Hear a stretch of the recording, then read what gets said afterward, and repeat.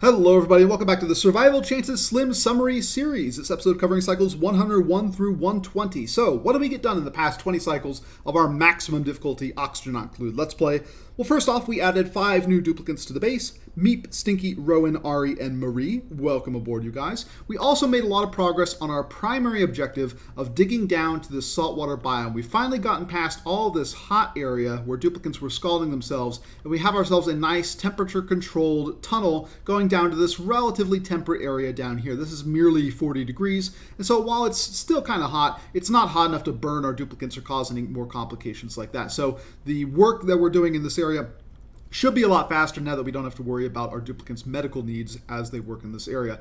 Ultimately, what we're going to do is we're going to dig down and set up a pump somewhere down around here. That way, all the water flowing out of this saltwater geyser and then ultimately this saltwater geyser will come into this area, exchange heat with this relatively cooler rock that surrounds it, and then when we pump it out, we'll pump it out hopefully at under 75 degrees, because 75 degrees is the limit for a lot of our components, and we'll pump it out to an electrolyzer room where it will be electrolyzed into oxygen and hydrogen, and we'll pump the hydrogen out into our base. We're ultimately going to need a long-term cooling solution for this because we can't rely upon the coldness of this biome forever. Eventually, the hot water coming in will warm this area up and start breaking our parts as it breaches that 75 degree limit.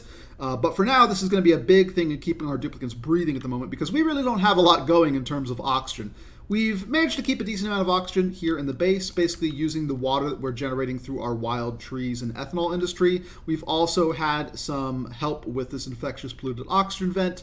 We are supplying some oxyferns. We have a few things going for us, but mainly we've been surviving a lot off of just letting the oxygen that we've dug out from these areas drift down to our base or burning a little bit of algae. We don't really have our long-term oxygen solution up and running, at least not to support the number of duplicants that we're looking to have in our base. So getting that saltwater geyser electrolyzer system up and running is very important. We've also made good progress on exploring more of the map in that we have found the Gravitas Center right up here. And the Gravitas Center is particularly important, one, because it's a neat feature on every map, but also because it has 4 steel windows that we can deconstruct, each having 400 kilograms of steel apiece in them. That is enough for a steel thermal aquatuner, plus we'll have 400 kilograms left over for various pumps and other components and things like that. So that's very important, finding that source of steel. We ultimately have the ability to make our own steel, and we will probably be working on that probably somewhere around here. But having that early access to steel is going to be very important to us. We hope to get to the Gravitas Center soon and start exploiting that as a resource. We've also started our transition to our new food source, which is going to be ranching.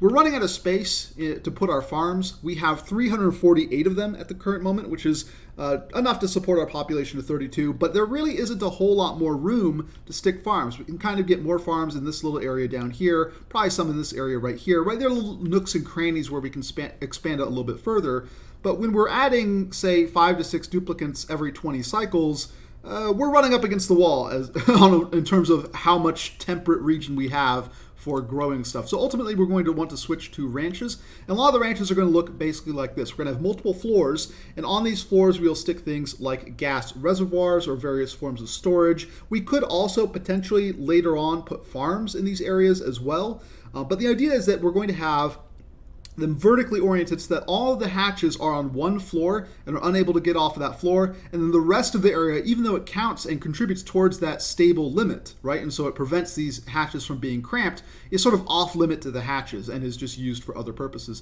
And the main advantage of this is that it allows us to ranch very easily. When the rancher comes in and uses this grooming station, all of the hatches that are going to want to be groomed are going to be very close to the station, and the rancher isn't going to have to wait very long for that hatch to run over and hop up on the grooming station table. So this quickens the speed at which you can get ranching done, having this nice little compact layout, even though you're preventing cramptitude, whatever we want to call that, from occurring by having this extra space. And we're just going to use this extra space, I believe, for CO2 storage ultimately. We're going to start filtering CO2 out of our base, sticking it in these little reservoirs. That way, ultimately, once we get our Slickster ranches online, this is just sort of a rudimentary Slickster ranch that we have down here. Once we get a larger population of Slicksters, we'll be able to feed all that CO2 to the Slicksters and get ourselves some oil.